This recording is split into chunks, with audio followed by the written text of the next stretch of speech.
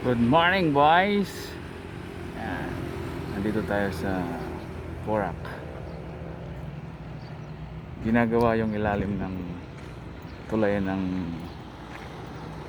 Manibaog Manibaog Manibog Pasig sa pap ng Porac,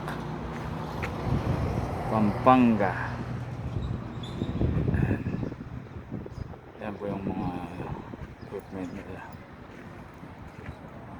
Tignan natin doon sa baba. Yan yung crane nila, oh. Nasira kasi sa baha yung pinaka cover sa gilid ng tulay nito, kaya ginagawa nila uli. Yung baha na galing Zambales.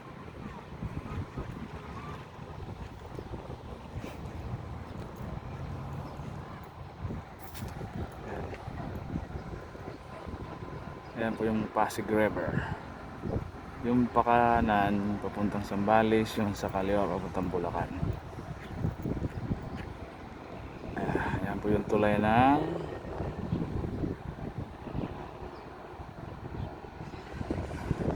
Manibaog, Pasig, Porac, Pampanga.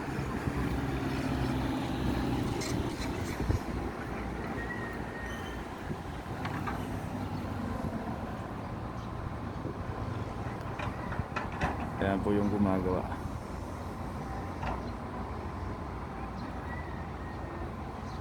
Gumagawa ng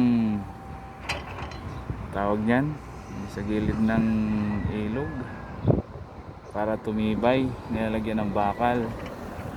Ayan po yung bakal na yan, yung palagay nila.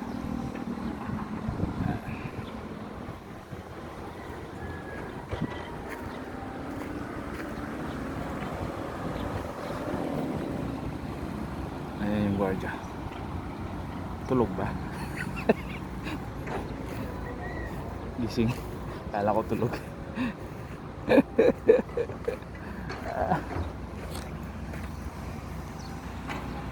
Ipitan natin. Huwag kang mahulog. Nakakatakot. Biglang matibag. Ayan to. Biglang matibag. Ayan yung ilog yan. Kunti lang yung tubig. Pero pag malakas ang ulan, lalakas din siya. Galing kasi Zambales eh. Dati yung ilog na to, yung Manibaog Pasig River na to, hindi po, wala siyang tulay noon. Pagkagaling kami ng Porac papuntang Angeles, tatawid kami dyan sa may ilalim.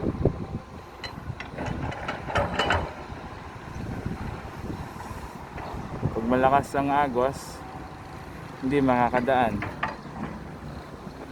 kasi baka tangayin, mahirap na.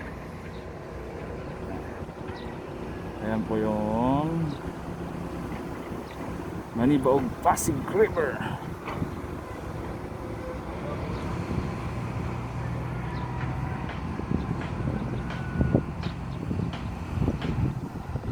Diretso po yung paggawa nila.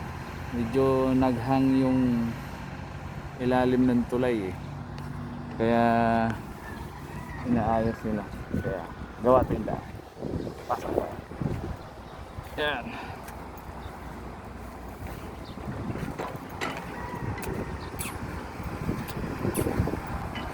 Yan. Yan po, nakahang siya. Kaya parang dinudoble nila. Aray ko.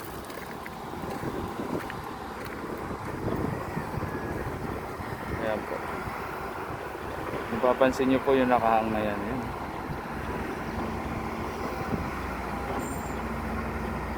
Dinudoble nila baka bumigay. Ayan eh. Baka bumigay. Sa sobrang lakas nung agos ng baha ng nagkarang mga bagyo. Ayan. Hindi na ayos eh. Tuloy-tuloy si Bako. Bako ba tawag yun? O Bako. Ayan, ilog. Diretso po siya ng Bulacan. Ayan, sa kanan. papuntang Zambales. Yan. Alright. Thank you. Babush.